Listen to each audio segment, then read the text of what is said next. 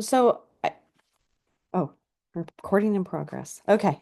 All right, so don't say anything too terrible. Got it.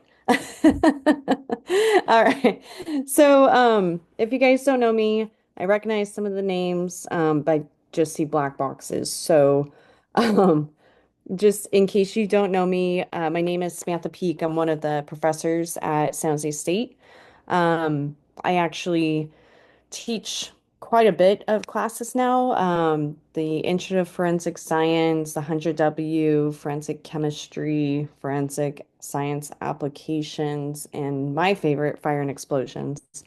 Um, yeah, Shannon's in it right now. It's a fun class. Um, so the main reason that first of all, thank you for inviting me. The big thing and the big question mark every single college student has is always the same question. How do I find a job? What am I doing with my life? Um, do I want that job in the first place? And then where and how do we apply? So it took me quite some time to kind of figure that pathway out because we're in such a niche industry, being in forensic science. Um, the answers are not readily available. It was a lot of trial and error on my part. Um, and you'll hear me and my other colleagues joke that you kind of have to harass people to get like research projects and internships. And as terrible as that sounds, you really do have to try to make yourself stand out because it is such a niche industry. So, just starting out, that was something that I worked really hard to do because I knew I had to be competitive with a very small group of, jobs, right? There's not very many. And so, that was when I was working as a research assistant to an individual named Dr. Steve Lee. And I started working in DNA. My background's forensic chemistry, so DNA was like a foreign concept of like, oh, what? But during that time, the research project, we were working with the ATF, and so the Bureau of Alcohol, Tobacco, and Firearms. And my DNA project was supposed to be on Molotov cocktails. And I don't know if you guys know anything about Molotov cocktails, but they're really fun to throw and they blow up. Sorry. Take fire and explosion. Sorry, that's what you get with me. Um, but anyway, so the concept was how do we extract fingerprints and DNA from the bottles that are thrown as Molotov cocktails and devices? And my ATF supervisor, before we actually were, I was working with the ATF, he was like, I don't know anything about DNA. And I was like, shoot, I don't know anything about DNA. Like, and he's like, you want to learn about explosives? And I said, yes. So eventually, after a few months of just emailing him and staying on top of that, that's how I started as an intern for the ATF. So when I started applying to jobs at crime labs, I was very fortunate because my internship led to me getting experience in many, many different areas. It wasn't just explosives. I moved into the fire debris unit and was analyzing fire debris. I was doing projects with new fingerprint technology. Then I saw day to day what it's like working in a crime lab. So, of course, you graduate and then they're like, thank you, but you're done, which is really sad on that day because you're like, totally connected with people and you get to show up to the lab and you get to learn about all the different crime scenes and all the new technology and then all of a sudden it's like and good luck. So um that was really hard to transition into okay, now I have to become like a functional adult and I have to apply to jobs. The number one thing I'll say to you is that you will get rejected. It sucks. There's no way around it. Like you graduate and everybody looks at you as being a young something, 20 something year old with no experience, and you get rejection letters after rejection letters. Sometimes people don't even respond to you. Those are always fun. You're just sitting here kind of twiddling your hands like, what's going on? These are just some of those things that you learn after you graduate and just come to expect it. Sometimes you're really lucky and your internship turns into a job. I say that's a lower probability for most situations. But for the most part, what we're here today to talk about is resumes, cover letters, curriculum or curriculum vitae, and then looking at hero sheets. These are kinds of things that you'll start hearing about. And those are some of the things that you kind of should be projecting or looking forward to. So just to start out, I'm going to share my screen here. Nope, I can't share my screen. Sorry. All right, there we go. Perfect. So just to start out, one of the big questions I always get is how do you even hear about jobs? Where do you apply to? Um, and that makes sense, right? Like I said, this is a very niche area, so we don't always have that knowledge of where do you look. One of the big things, especially if you're looking for a criminalist job, is looking at the California DOJ. And so we actually have, it's called the Bureau of Forensic Science or Forensic Services. These are DOJ labs, Department of Justice, specific to California. And they basically have like a whole section dedicated to areas that don't have city or county resources. So the DOJ basically provides these areas with labs. Even if you're not in that area necessarily, you still able to send samples in if they have that ability to analyze it. And so the DOJ is always open. They have a whole process very similar to other federal agencies and whatnot. But you get put on a list and then you get placed. So it's kind of like the FBI and ATF where you get put into a actual lab and placed into that versus getting to apply and choosing where you live. So this is one of those areas that I always direct our students to because you have how many labs there? I think it doesn't say, it's like 10 regional crime labs. So you get on a list and you can be moved and put and placed into those areas. And these are all the different areas that they work through. So, like I've said in the past with my courses, they don't necessarily do everything. Sometimes they're really limited, especially with their budgets compared to other agencies. But it's a great place to put your foot in the door or work. You might end up really enjoying working for that agency. So this is basically we used to call it the DOJ labs. Now they have a fancy Bureau of Forensic Services lab. But you can see, and you can scroll down here, they have just a huge different variety of different types of things that they do. Um, so it's something to consider and think about, look at applying to, because like I said, you can be put on a list and they can just place you. So even though some of these places are like Redding and Eureka, they're like up in the hills. You at least get to be placed in a lab and get that experience before you move on to another location potentially. I think I saw something in the chat here. Oh, thank you. Thanks for putting that in there. The other agency or the other thing um, is definitely consider doing some kind of subscription, or I believe you can create a profile with USA Jobs. And I say this because frequently an agency will go to USA Jobs and post on it. And so, like, for instance, Roseville just had an opening for a CSI. There was like Fairfield, Sacramento recently. So a lot of job notifications come through USA Jobs. So that's a really helpful tool that I've utilized. I still have an account with them, even though I don't need to. I still get those notifications because between me and Mark Barash, we're trying to post for you guys frequently on Discord, or he uses Facebook. Uh, we both don't use Instagram, so we're not fancy like that. So I'm hoping people get the job announcements either through Facebook or Discord. But this is frequently where you'll see a main cache, so that way you don't have to go to individual cities and actually look for individual cities. Like I've said in the past, really what's nice about knowing you can move, that's a nice thing. Being flexible is really nice because when it comes to actually applying, sometimes you have to start at the bottom, which means that you may not get your ideal location or geographic location that you want.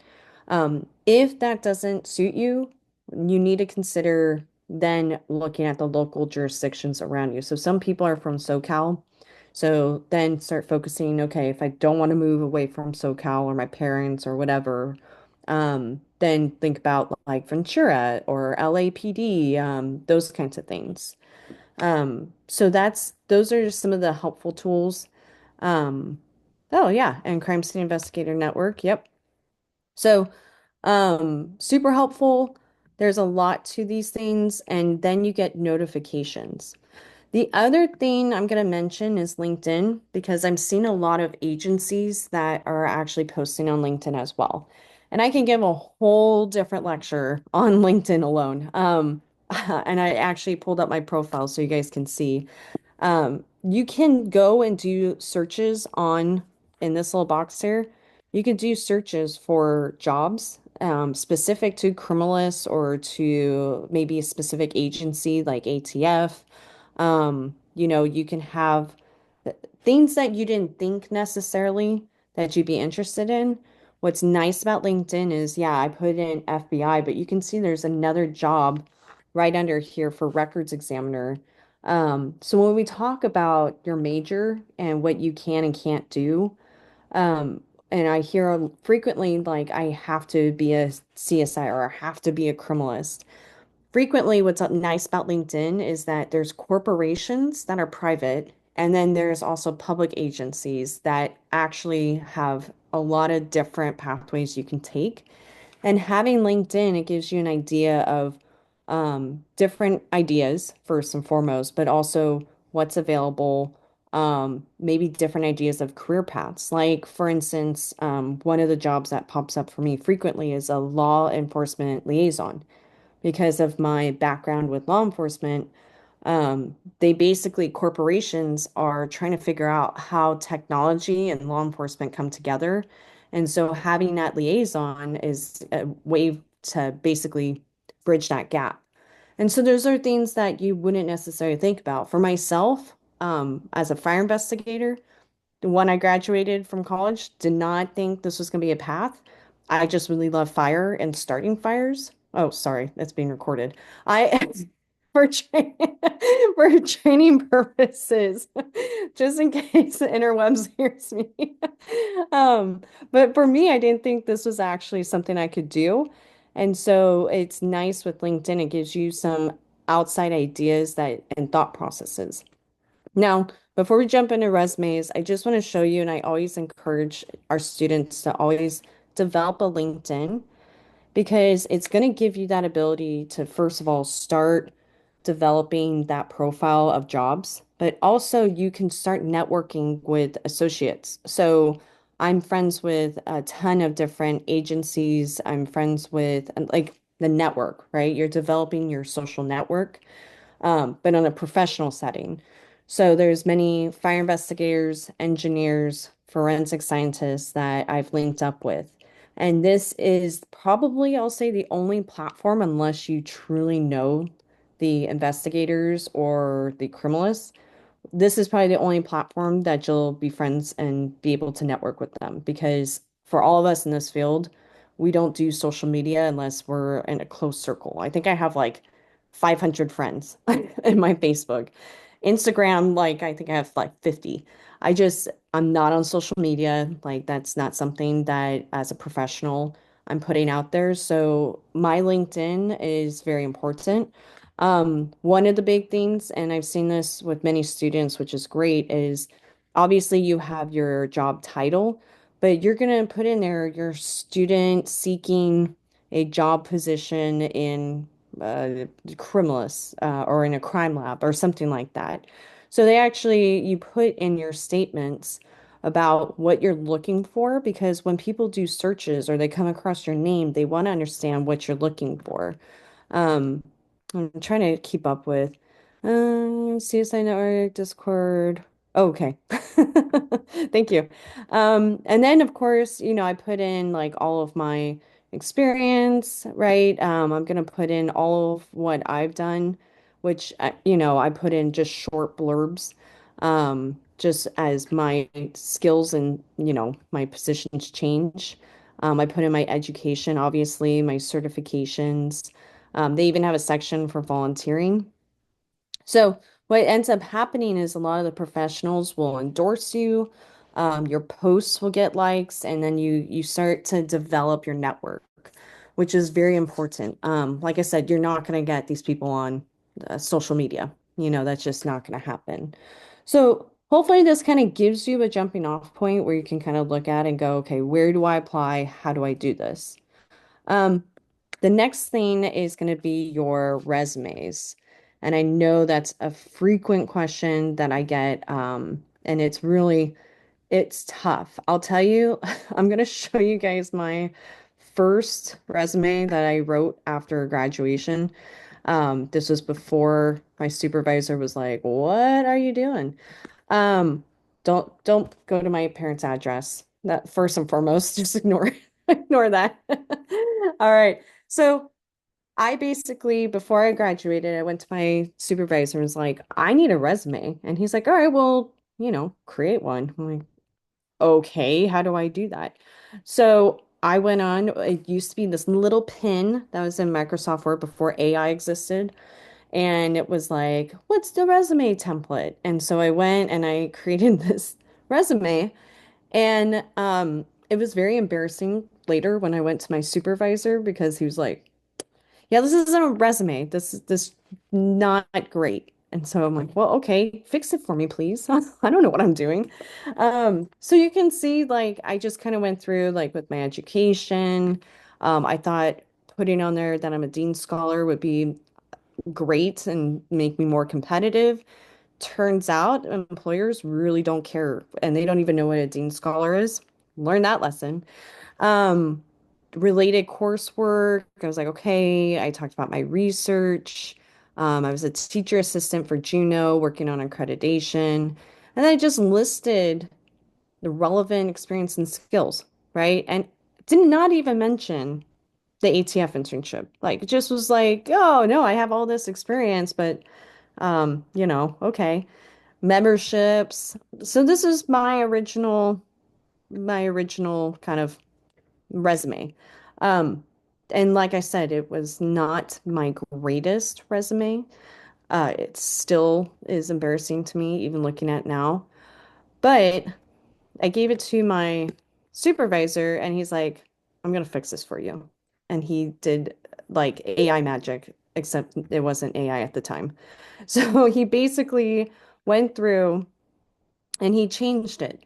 And he changed it for a lot of reasons. First and foremost, your education is probably one of the biggest things. So with resumes, what you're going to do is you're going to put the most important things towards the top, and then you're going to go chronologically backwards. Okay. So, for example, with my education, obviously it looked good to me. Thank you. So, with my education, right, I told BS and forensic chemistry. Obviously, I put the dates, very important because they need to see like you finished your degree, where it was located, those kinds of things. And then he did my entire internship, right? So basically, he made the whole thing, which was very important, my employment experience. And he emphasized that I was working with the DOJ with the ATF. And that was something that was huge. It was emphasized, right?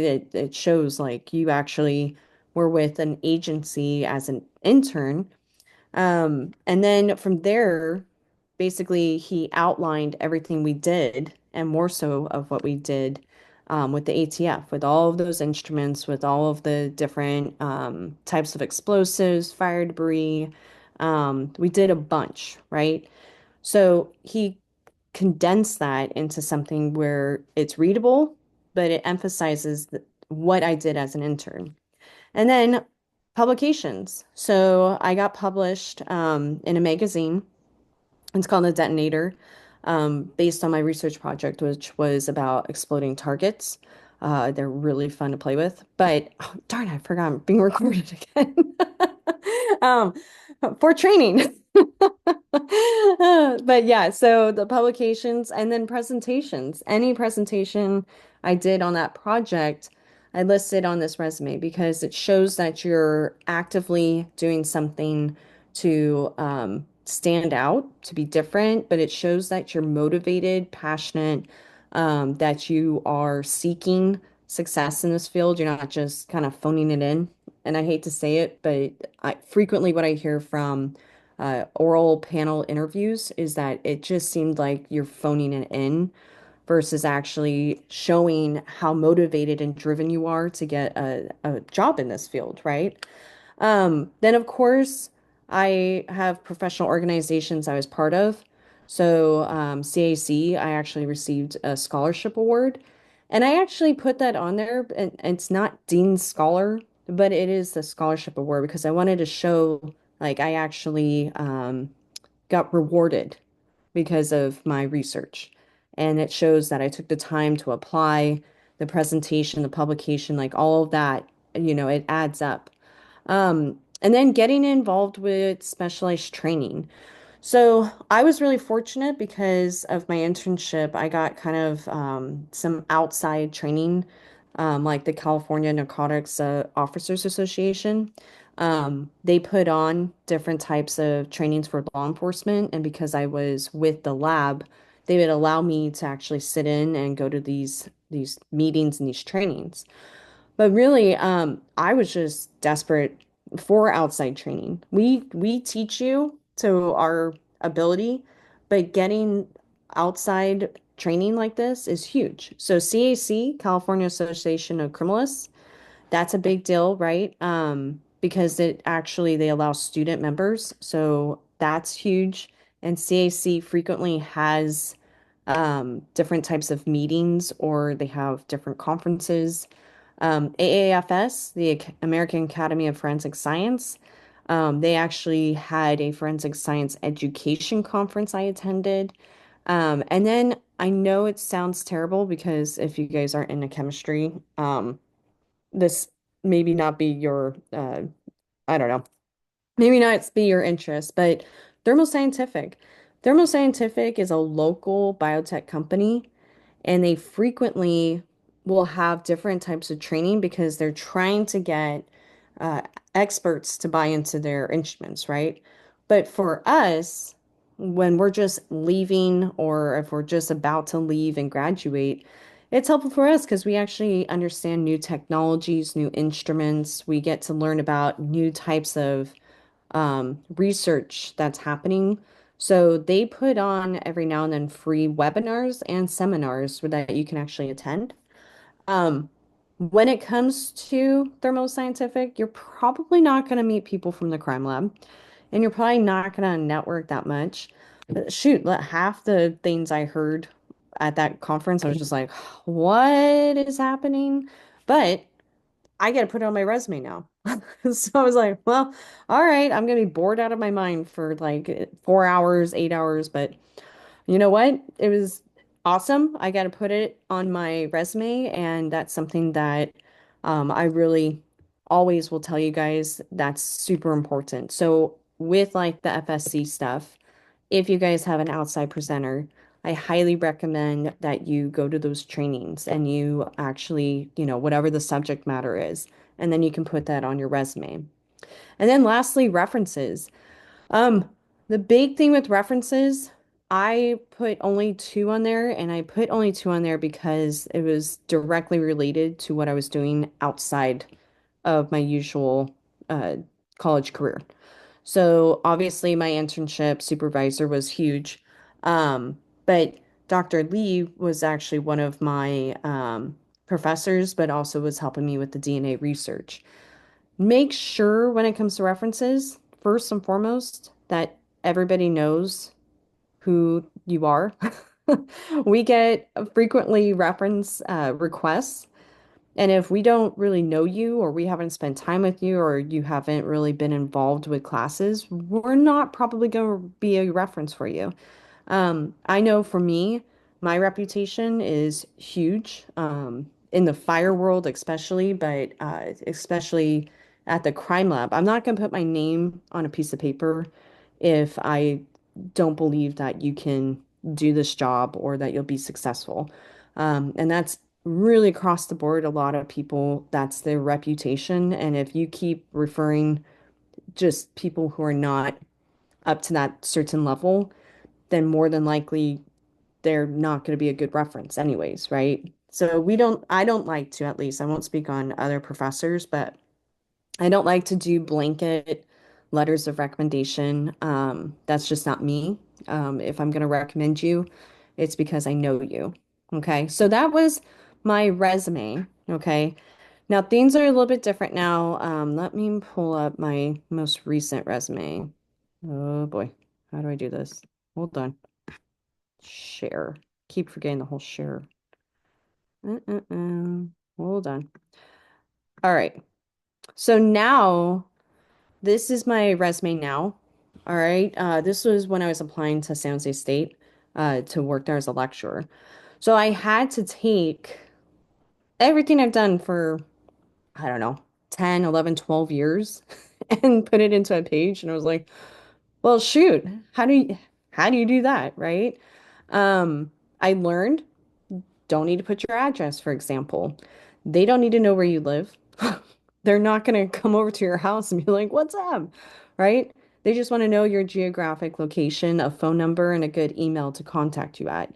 I took my resume and I basically was like, okay, how do I break this down into something that emphasizes what I'm applying for? So for San Jose State, obviously the focus is in teaching, right? So I needed to emphasize those points. So education is huge when you're teaching at a university.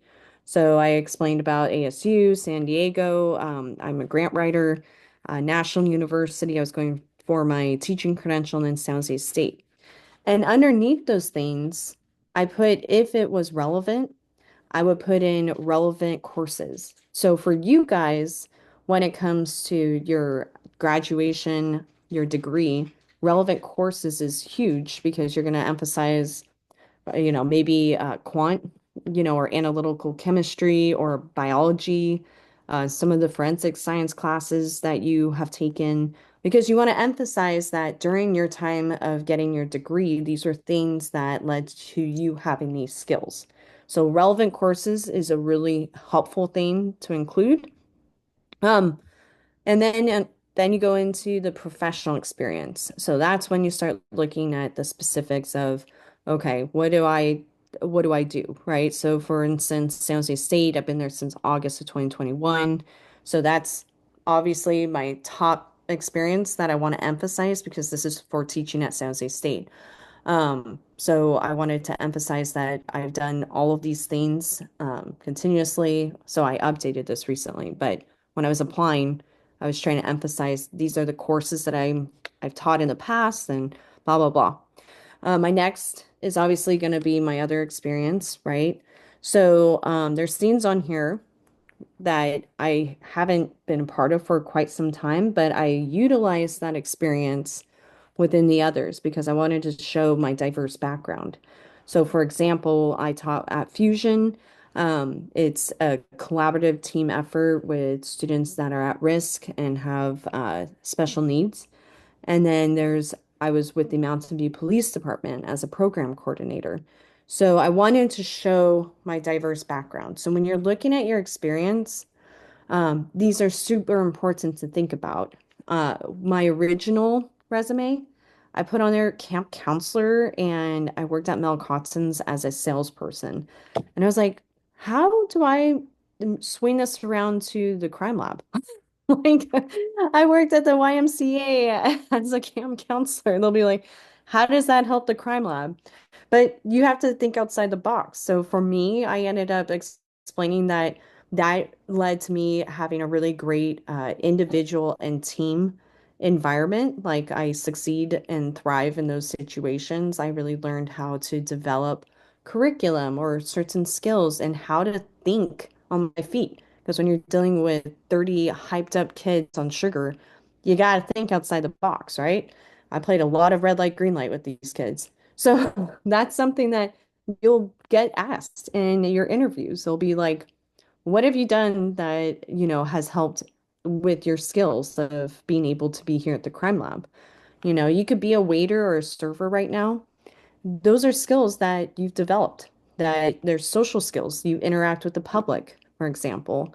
So these are things that you have to think outside the box because you're only coming out of college. You're not going to have a whole lab experience. So you have to think about the jobs you have now, the clubs you've joined, and what can you do to talk about that and kind of navigate that over a resume, if that makes sense. Um, the other thing, skills and interests. Depends on how you want to build out your resume. I included these because I wanted them to know I have backgrounds in Microsoft Suite and Google. These are huge assets right now that navigating technology. That's a huge thing that you want to emphasize that you're capable of doing. Things like grant writing, obviously, and then public speaking. That's going to be very helpful. If we talked about this in the last class about Toastmasters. If you're not comfortable with public speaking, interviews will be really, really hard, but court's going to be even harder. So Toastmasters is designed to kind of help you overcome that. You show up to a place, like it's kind of like a meetup where you show up, they give you a topic, and then you basically had to put a presentation together and speak in front of a group of people. And then they give you feedback. So this is something that I haven't done it just because I've been presenting for forever. So I'm totally fine in groups of 2 to 1,000. But a lot of people are nervous, and in your interviews, it shows, unfortunately. And so, really overcoming that public speaking is going to be huge. But that's something that you can even put on your resume as well in the skills and interests. All right. How am I doing okay? Any questions I'm missing? Oh, Yeah, uh, a couple members were direct messaging me, so I want to ask you some questions. So someone yeah. asked that they joined the California State Division of the International Association for Education as a student Mhm. member, but they haven't been to a seminar yet. So they're wondering if they should keep it on their resume or would it be seen as useless to do so. No, I would keep it on your resume. It's no different than like the belonging to professional organizations is huge in our industry. So the more that you can belong to and show that you have continual membership and the longer history you have, the better.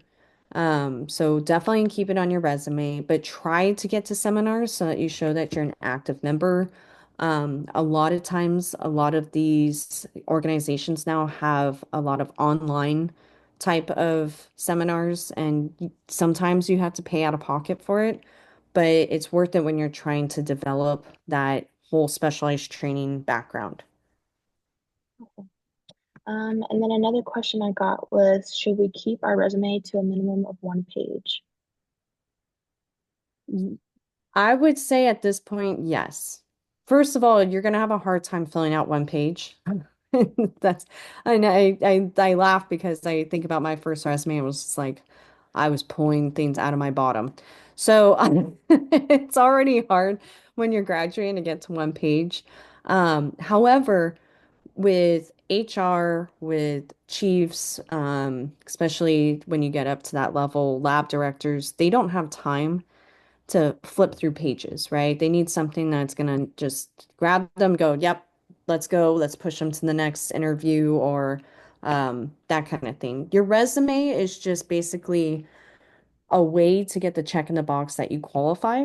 And then the next step is probably an oral board interview where you have to sit in front of a panel and they're going to ask you about your resume. And that's when you can expand on it. And that's when you can explain what it is exactly that you did in the forensic science unit. for that specific course or something. All right. Does that make sense? Yeah, that makes sense. And then the last question is, what did you write your resume on? Because the student, they mentioned that Google Docs is kind of limited when it comes to resume. So like, did you use a certain like platform to make this, like, or like another app? Yeah, so I kind of a Microsoft Office Suite kind of gal. It's what I grew up with when computers were first invented. So I use Microsoft Suite. Um, I don't like Microsoft Teams, and I know you can create documents on there. Google Docs is limited because when you transfer it to, let's say, Notes or like Apple Notes, or you transfer it to something else, it changes the configuration. So I would say whatever you are using right now to write your papers and you're comfortable with, stick with that. But yeah, eventually, I hate to say it, you'll probably have to get Microsoft Suite, just because you use it for PowerPoints, you use it for Excel, you use it for docs. At least that's me. And then Microsoft Outlook is another platform that labs frequently use. So yeah, that's the platform I use. Okay. And then we just got another question asking, what do we do if we have minimal experience? Should we wait until we gather as much experience for a resume? You should probably start building your resume right now. Just start. It's so easy now with AI that you probably can develop some kind of skeleton resume, throw it in a chat GPT and say, format a resume for me.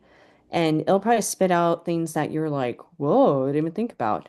I just threw my resume and created a cover letter. I was like, this is amazing. Like, so nice. Like teaching philosophy. I had to develop that the other day. I'm just like, I don't know, like build me a teaching philosophy based on my three main principles. It was like, bloop. I'm like, ChatGPT. So AI is really helpful, but start building it now because you never know when that job pops up. Most of the time when jobs pop up, it's fast. Usually they have it open for like a few weeks. So you don't want to be delayed because you're like, shoot, I don't have a resume. Right now, you can develop that resume and then get four or five different people to give you opinions. And then boom, right there. When you get that job, you can just lean it into the universe and be like, I'm done. Perfect. That's one less thing to have to stress about. Okay, great. Yeah, I guess that's all the questions we have right now. Oh, Okay, well, do you want me to oh keep wait, going? someone just asked another question. Sorry. No, it's okay. They, um, okay. Oh, no, it was more like a suggestion. Yeah. Someone says add your relevant courses, clubs, that you're in, such as leadership, also academic projects. Hmm. And then this person said, this is how I got interviews for internships. Yeah, So, awesome. That's it. You never know what you're doing on campus that actually is going to relate to an internship or a job experience, right? So totally. Awesome. All right. Well, the other thing I was going to share, and just because I know we're getting a little bit short on time, and like I said, I can do a whole like 8 hours of this. Actually, if you take my courses, I usually do a lecture.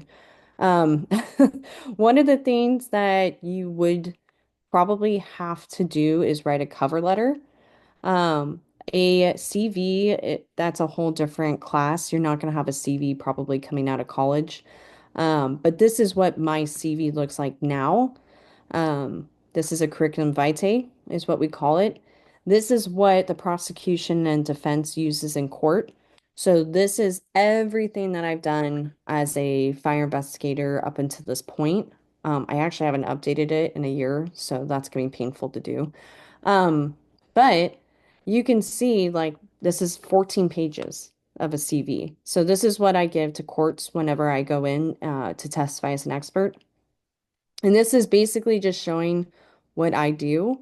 Um, like I said, how many fires I've investigated, what classes I've taken, what I've taught. And you can see this goes all the way back to when I was in a as an intern.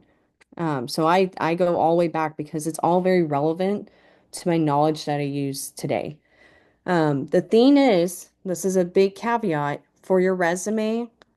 If you're putting something on your resume, make sure you know what you're putting on your resume. There are times I've questioned, like when I've interviewed people and they're like, I put that on the resume. I'm like, did you fake it? Like, you should know what's on your resume. These instruments, these are all instruments I can testify to using. I know how they work and I know what they do. So if at any time someone tries to question me about one of these instruments, I'd be able to immediately give an answer. If I didn't feel comfortable with that, I would take it off my resume or CV. Okay, but this is what it's going to look like when you guys are further along. Obviously, I have a lot more publications and I still belong to all of these different organizations. I have certificates that I have from trainings, lectures that I've trained or given. Sorry, that's a long list. I do a lot of talking. Um, and then these are classes that I've received that I've actually taken. So I have the date, the conference, I have the location, and what was the organization that put it on. So this obviously is over what, many, many years since 2011. I've been building this. So your resume is just a snapshot of what you've actually done in your professional career. So for us, like, for me, it's important to list my fires and everything. But yeah, that's 14 pages. So you're not going to have this right away, but this is what you're working towards. All right. So that's why starting your resume now is going to be really helpful because then once you'll get to a certain point, you'll stop focusing on building the resume and you'll be working on building your curriculum vitae, your CV. Okay. Um, all right. Lastly, I wanted to show you was the cover letters. Hold on. Let me get back here. Just stop me if I'm rambling too much. All right. Cover letters. The best thing, this was my one of my original cover letters coming out of college. All right. I really didn't have any ideas as to what I was doing. This is a business format. Okay, business letter format. So you're gonna put your address, the date, and then who you're addressing. And then you're basically going to write a letter to them explaining why you would be a good fit. Cover letters are really tough because you're walking a line of bragging about yourself and trying to sell yourself, and that's really uncomfortable, especially for me. I know I have a hard time. So that's something that you build a cover letter, um, have it ready to go. So like your resume, you should have a general cover letter ready to go, and that all you would have to do is change the position of what you're applying to. Um, Obviously, this was my first cover letter, so I really is immature and really didn't realize like how to do this. I wish ChatGPT had been around because it would have been like boom, like magic. Um, so that's the nice part about AI is that you guys don't have to deal with this. But I was trying to figure out like how do I articulate my quantitative background or how do I articulate how my justice studies background and forensic chemistry background, how they would be good fits for the DEA. So you have to kind of think outside the box sometimes, and it's very uncomfortable. It's a little bit challenging. So if you work on it now, um, then you can get feedback, like I said, from your professors, from professionals. I sent many times my cover letters and my resumes to different people that I'd meet and would mentor me. And so I got feedback, and that's what led to me being able to develop really solid resumes and cover letters.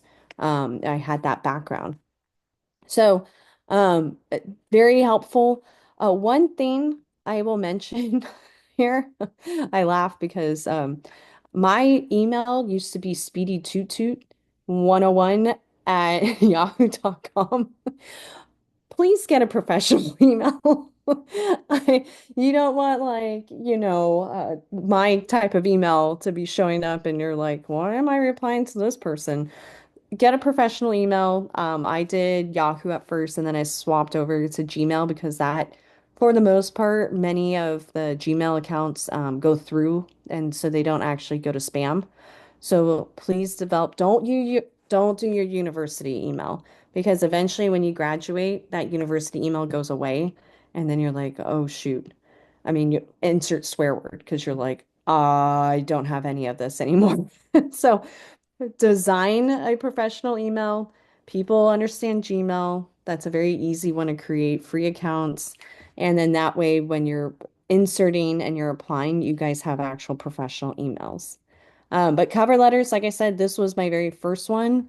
And then I ended up switching, and it just is time, right? So for me, um, this was my cover letter to San Jose State, right? So it just takes time to build, but you'll have that ability. And then you can see, you start talking about your experiences, what you're seeing in terms of your past experiences, and you kind of sum up your resume and your CV so that you can talk about that in a paragraph.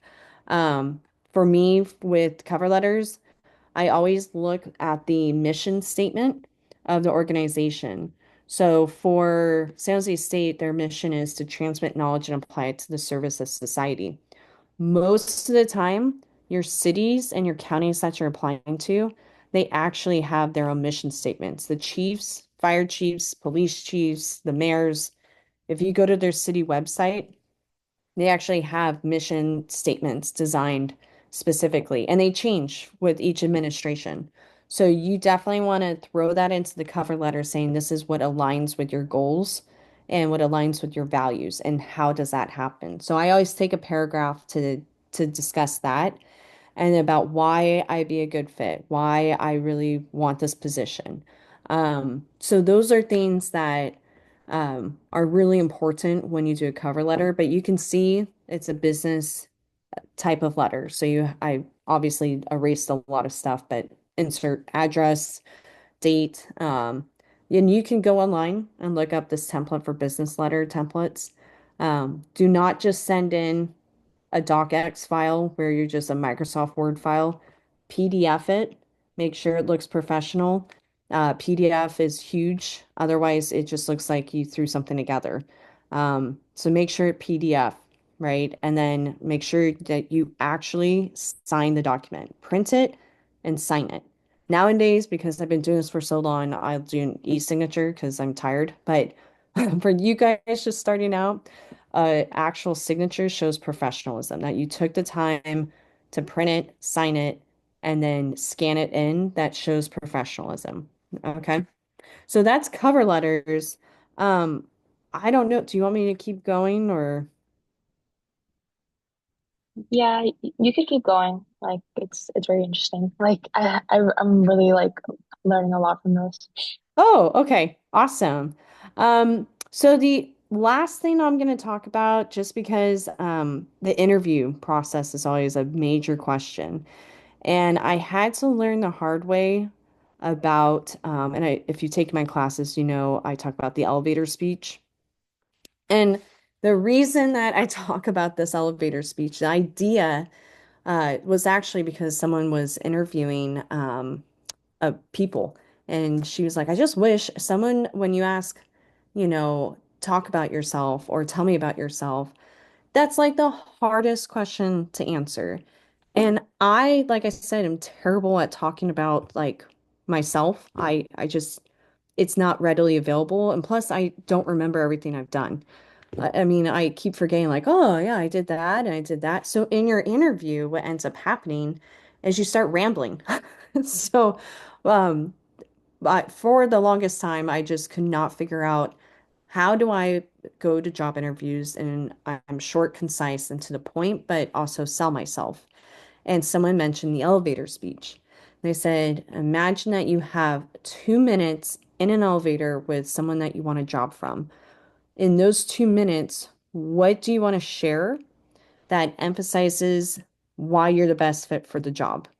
And I was like, 2 minutes? Like, I've been doing 15 or 20-minute rants. Like, what, what am I gonna do in 2 minutes? So I went home after a job interview, and I started reflecting. I said, okay, obviously I gotta figure this out because one, I use my hands too much. And if you notice, as I get more and more excited, I get wound up, and then I'm like a helicopter. So I was like, okay, got to figure that out. And when you're nervous, right, it's all this nervous energy, and you can't, you don't know where to put it. So you're just like, yeah.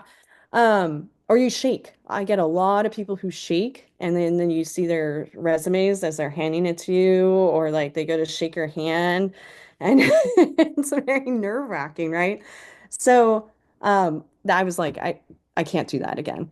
Like this is awful.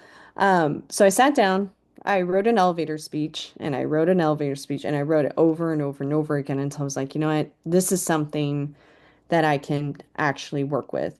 And with every job, I would just change it. So like for instance, this was when I was actually looking at applying to work at Wente Vineyards, and work in their winemaking process. And so I was like, okay, the same goes. I graduated, da da da da. Um, I think I'd be a great candidate for these reasons, and winemaking's very interesting to me. I mean, mostly because you get to drink it. But that was one of the big things is like, how do I make sure I do this and make it complete and concise? And so that elevator speech to this day, I still, when I introduce myself, and I do this to you guys all the time, like I actually forget sometimes to introduce myself, but I do like 2 or 3 minutes of this is me, this is my background, and then I jump right into it.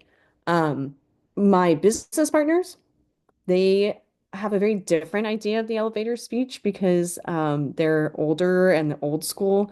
So their elevator speeches are 20 minutes long, and you're like, oh my gosh, like we get it. You know what you're doing. So when you do it, you get more comfortable with it. It gets ingrained, it's muscle memory, and it just shoots out. And I'll tell you, like every job interview I've been to, I can't every single time they'd say, tell us about yourself. What interests you about this job? That's the always the question. So start thinking about your elevator speech, what you want to emphasize, what you want to talk about. It's like your cover letter, but it's a more informal thing where you actually are, it's conversational. So don't memorize it to the point where you've actually memorized word for word. Make sure you're comfortable to articulate and regurgitate it without it being like, and then I did this, right? You want it to be very natural and flow, but at least it gives you an idea and you can control. The other helpful hint I'll share with interviews, I tell all my students this, ballpoint pens, they roll. All right. A lot of times you'll bring your Padfolio and it has extra copies of your resume in case one of the staff members don't have one. And so invest in a Padfolio. It costs money, but it's like $80 to $90 for a nice Padfolio, but it's like a leather kind of thing, like folder, and it's nice. Invest in a ballpoint pen. Because when you're nervous, what you're going to do is instead of all this energy, you're going to channel it into your pen and you're going to put the pen in your lap and then you'll just roll the ballpoint pen back and forth. And that's where all my nervous energy would go. So I always had a ballpoint pen, um, to this day, even in my Padfolio. I'll go to depositions. I have my Padfolio and I have my pen. And everything from above is just like, oh, she's good, she's solid. No one knows that pen is like, so no one can see it, right? So ballpoint pens are really helpful tools, very helpful and very it's a great thing to have to if you have to sign something or write something, always have a pen, always have a Padfolio. I have always a notepad with me when I go to job interviews so that I can write something down. And then the last thing I'll say about job interviews, always have at least two questions actually ready to go. Whether that's asking about a salary range, whether that's asking about what's your day-to-day life like, what's the work culture, those kinds of things. That's shows first and foremost maturity and professionalism, but it also shows that you're interested in that environment. Like, you know, do you guys pay to relocate? Um, do you guys celebrate different holidays, religious holidays, like whatever. But always have two questions because they'll ask you, "Oh, do you have any questions for us?"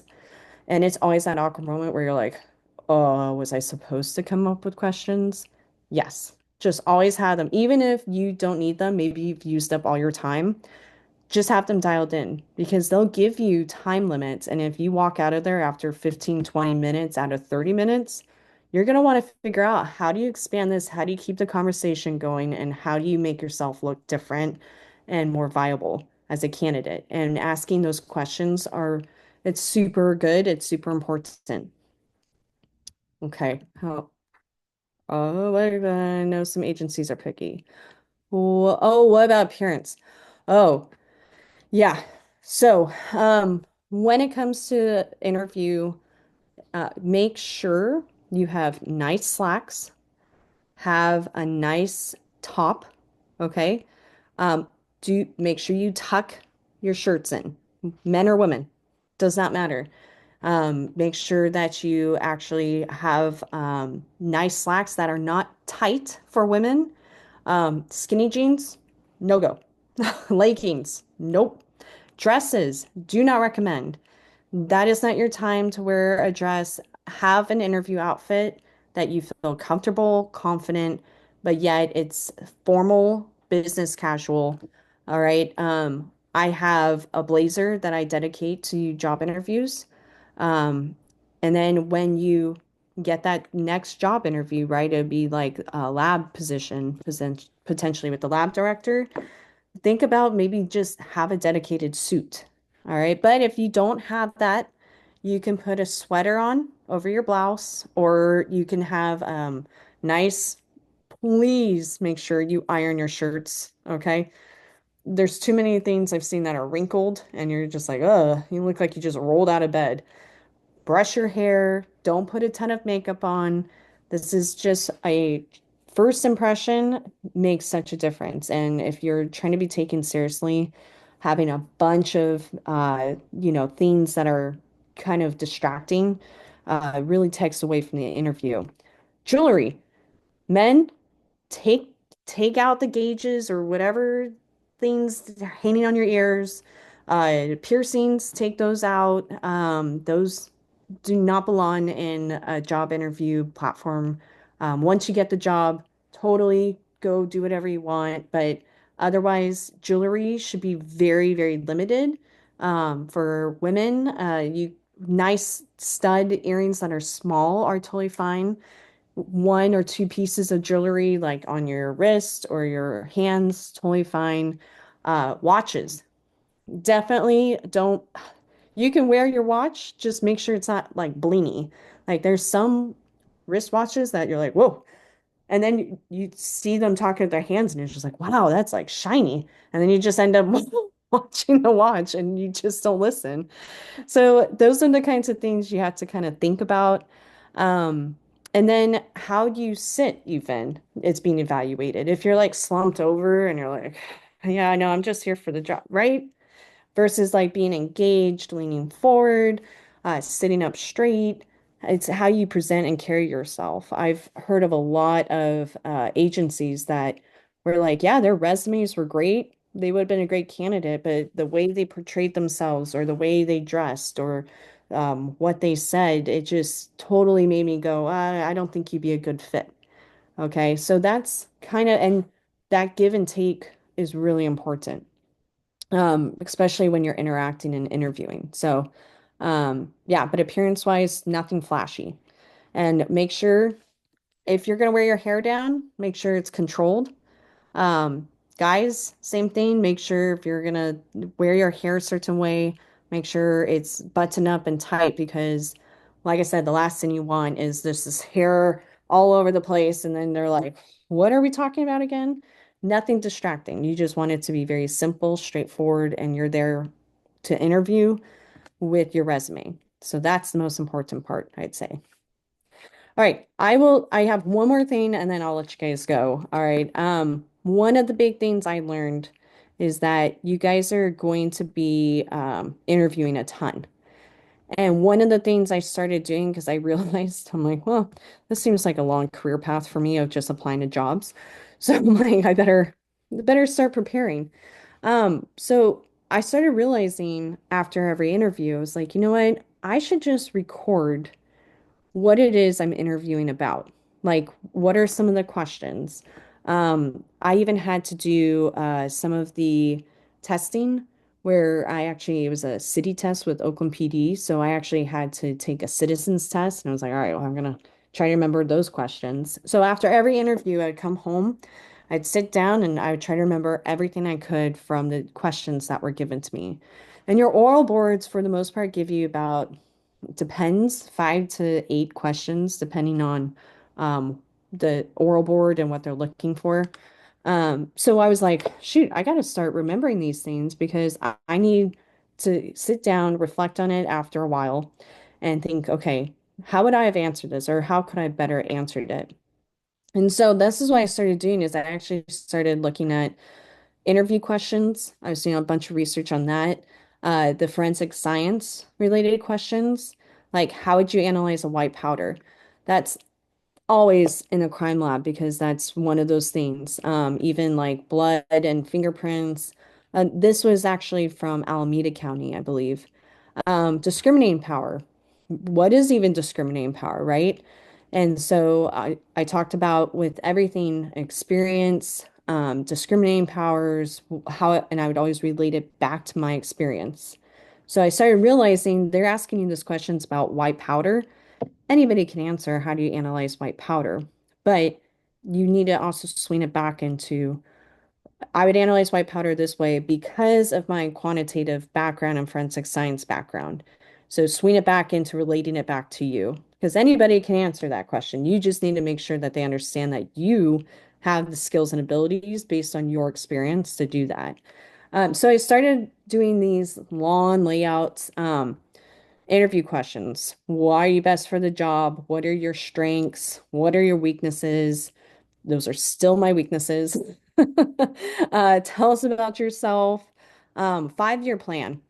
Always a question. Where do you see yourself in 5 years, 10 years? Do you plan on staying with this agency if you get the job? Gap in employment history. If you had a gap, what was that gap? Or why didn't you have a job while you were in college? Okay, be prepared to answer those kinds of questions. Um, then why should we hire you? Those I've gotten that questions. Always, if you've had a problem with a supervisor or coworker, always have a plan dialed up on how you deal with it. Long career objectives. Um, Dealing with somebody that you didn't like as a person, presentation skills. So these are all things that I started putting together after.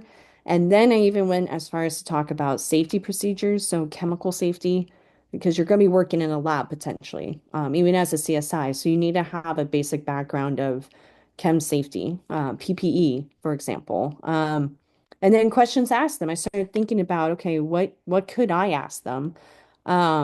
At the end, those 2 questions. So, what do you expect day to day, work culture? How long are you supervised? Some people don't like being supervised. It's really stressful. When you're on probation, it's usually 6 months to a year, and that's really stressful. Sometimes labs will take it as far as like 18 months. Like the DEA, I believe, is 18 months, 13 months or 18 months, I forget. So that's a good question to ask because it's showing that, hey, I plan on getting this job. I just want to know these details. Um, are you aiding in casework? Are you testifying? What's the promotion part process like? And then end of interview, like even having an end of interview statement. It's kind of like your elevator speech. It's just is one of those things where you should have that ready to go right away. And then I started going further and I started doing, okay, I need to make sure I have the vocabulary of what I'm trying to say down. I want to make sure if they ask me for latent fingerprint tests, I know what the chemicals are. Even as far as the drug testing, presumptive testing, I wanted to know about that and make sure I had that dialed in. Castlemeyer, luminol, these are all things that are used day to day in a crime lab. So it's part of their vernacular to have that vocabulary, so you need to know what they're asking you. And then I even went one step further, of course. Every single time that I worked or I applied for an agency, I would research the lab, I'd research the location because location is everything, right? San Leandro, for example, versus Oakland PD versus San Jose. They have their own crime stats and they have their own specific things. So you want to research your area. and then who the person is that's in charge. So that's important to note and to have as well. So this was something that I developed a long time ago, and I would study it every time I went to a lab. So that was something that I found to be very helpful, something that was always refreshing my brain and my actual process. So that was significant. So I can send this document to you guys as well. But I think I'll end it there. I mean, I have like like six or seven more things I could talk about, but I think we can open the floor up to questions or we could wrap it up.